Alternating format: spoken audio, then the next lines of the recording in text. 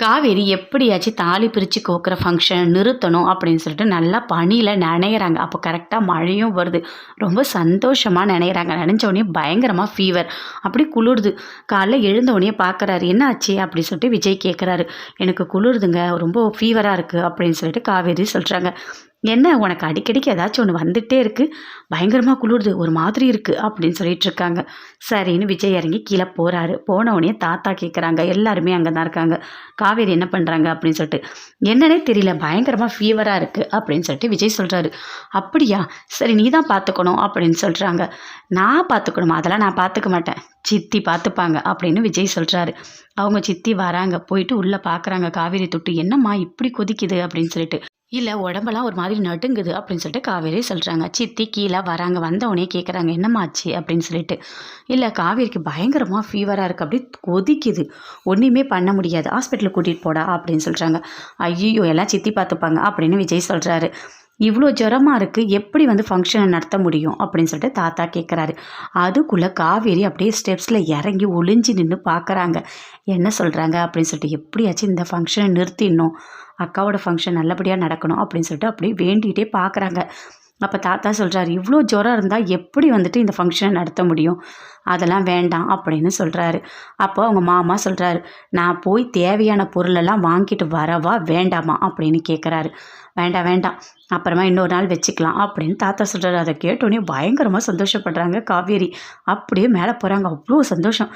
அப்பா நல்லபடியாக ஃபங்க்ஷனை நிறுத்திட்டோம், இனிமேல் சந்தோஷம்தான், அக்காவுக்கு ஃபங்க்ஷன் நடந்தால் போதும் அப்படின்னு நினச்சிட்டு உள்ளே போகிறாங்க. அப்போ தாத்தா சொல்கிறாரு, நீங்கள் போயிட்டு சொல்லிவிடுங்க காவேரியோட அம்மா கிட்ட இங்கே ஃபங்க்ஷன் நடக்கலை அப்படின்னு சொல்லிட்டு. சரின்னு அவங்களும் போயிட்டு சொல்கிறதுக்காக போகிறாங்க. பாட்டி காவேரியை பார்க்கறதுக்காக வராங்க. காவேரிக்கு பயங்கரமாக ஃபீவராக இருக்குது. என்னம்மா இவ்வளோ ஜுரமாக இருக்குது அப்படின்னு சொல்லிட்டு அப்படியே பார்க்குறாங்க. என்னம்மா ஏம்மா இப்படி பண்ண அப்படின்னு சொல்லிட்டு. நான் என்ன பாட்டி பண்ணேன், எதுக்காகம்மா நீ ஜுரத்தை வர வச்ச அப்படின்னு பாட்டி கேட்குறாங்க. பாட்டி ஜுரத்தை யாராவது வர வைக்க முடியுமா அப்படின்னு சொல்கிறாங்க காவேரி. எனக்கு நீ கேட்கும் போது தெரியல, ஆனால் கரெக்டாக நீ வேணும்னு தான் பண்ணியிருக்கன்னு எனக்கு எல்லாமே தெரியுமா அப்படின்னு சொல்லிட்டு பாட்டி சொல்கிறாங்க. அதை கேட்டோடனே பயங்கரமாக ஃபீல் பண்ணுறாங்க காவேரி. ஏம்மா நீ இப்படி நடந்துக்கிற, அக்காக்காக நீ இவ்வளோ இந்த அளவுக்கு பண்ணுவியா அப்படின்னு சொல்லிட்டு பாட்டி பயங்கரமாக ஃபீல் பண்ணிகிட்ருக்காங்க.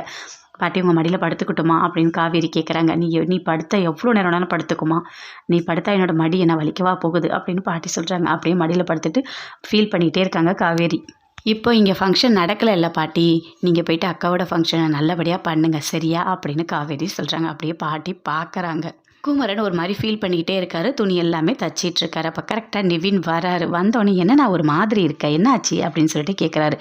இல்லை ட்ரெஸ்ஸு எல்லாத்தையும் தச்சு முடிச்சிட்டேன், இன்னும் அவர் வரலை, அவர் அப்போ அமௌண்ட்டு கொடுத்தா தான் எனக்கு கொஞ்சம் கரெக்டாக இருக்கும் அப்படின்னு குமரன் சொல்கிறாரு. கங்காவுக்கு ஏதாவது வாங்கி தரணும்னு நினச்சேன்ல, டைம் வேறு ஆகுது அப்படின்னு குமரன் சொல்கிறாரு. சரி உனக்கு பணம் வேணா நான் தரேன் அப்படின்னு சொல்கிறாரு. இல்லை இல்லை எனக்கு பணம்லாம் வேண்டாம்னா எப்போ பார்த்தாலும் நீ பணம் தரேன்னு சொல்கிற அப்படின்னு சொல்லிட்டு நிவினை கேட்குறாரு.